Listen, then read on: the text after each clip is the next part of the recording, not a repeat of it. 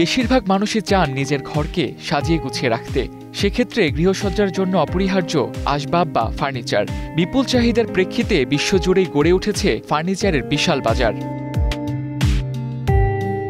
বাংলাদেশেও আসবাব শিল্পে এখন বেশ এগিয়ে। দেশের অনেক শীর্ষস্থানীয় ব্যবসায়িক প্রতিষ্ঠান এখন এই শিল্পের সাথে জড়িত, যার বাজার প্রায় ৩০,০০০ কোটি টাকার। ফার্নিচার শিল্পের প্রসারের লক্ষ্যে আইসিসিবিতে শুরু হয়েছে ৫ দিন ব্যাপী ২০তম জাতীয় ফার্নিচার মেলা, যাতে অংশ নিয়েছে পারটেক্স, আখতার, হাতিল ব্রাদার্স, নাদিয়া রিগালের মতো দেশের ৪৮টি জনপ্রিয় ফার্নিচার প্রস্তুতকারী প্রতিষ্ঠান।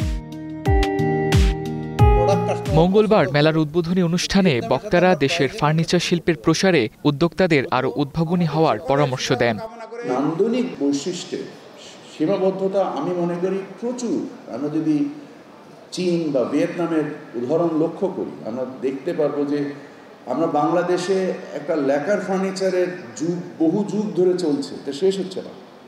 এটার পরিবর্তন দরকার, এখানে উদ্ভাবন দরকার। সেটা দেশীয় শিল্প সক্ষমতা না থাকলে এই উপকরণ যদি বিদেশ থেকে আনতে হয় আনেন। প্রতিযোগিতা জড়িয়ে গেছে নিজেদের ভেতরে এই ২০২৫ সালে এসে।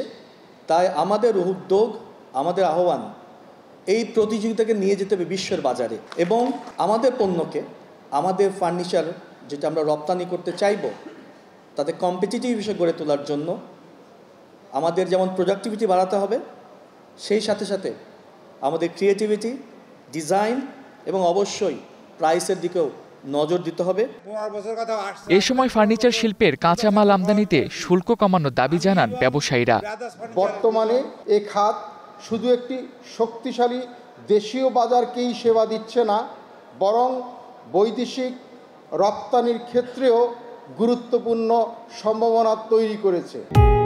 প্রথম দিন থেকেই শহরের বিভিন্ন প্রান্ত থেকে দর্শনার্থীরা মেলায় আসছেন, যাদের অনেকেই দেখে শুনে কেনেন পছন্দের ফার্নিচার। মেলায় অংশ নেওয়া প্রতিষ্ঠানগুলো বলছে, সময়ের সাথে ফার্নিচারের নকশায়ও তারা পরিবর্তন আনছেন।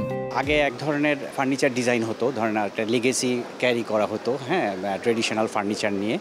তো সেটার একটা মার্কেট আছে। সেটার সাথে সাথে আমাদের নতুন যে জেনারেশনটা ক্রিয়েট হয়েছে, যারা এখন নতুন ধরনের টেস্ট চাচ্ছে, এখন একটু ডিফারেন্ট ডিজাইন চাচ্ছে, একটু আগে হয়তো একটু ওয়েলথি ফার্নিচার ছিল, এখন একটু স্লিম ফার্নিচার চাচ্ছে, এবং এটা ডিজাইনটাকে একটু ডিফারেন্ট চাচ্ছে। ওইটার দিকে লক্ষ্য রেখে আমরা আগাচ্ছি আর কি। আমার দেশ আমার আশা, দেশীয় ফার্নিচারে সাজাবো বাসা স্লোগানে শুরু হওয়া এই ফার্নিচার মেলা চলবে আগামী 18 অক্টোবর পর্যন্ত। প্রতিদিন সকাল 10টা থেকে রাত 9টা পর্যন্ত মেলা উন্মুক্ত থাকবে ক্রেতা দর্শনার্থীদের জন্য। Tamjid Ahmed, star news, Dhaka.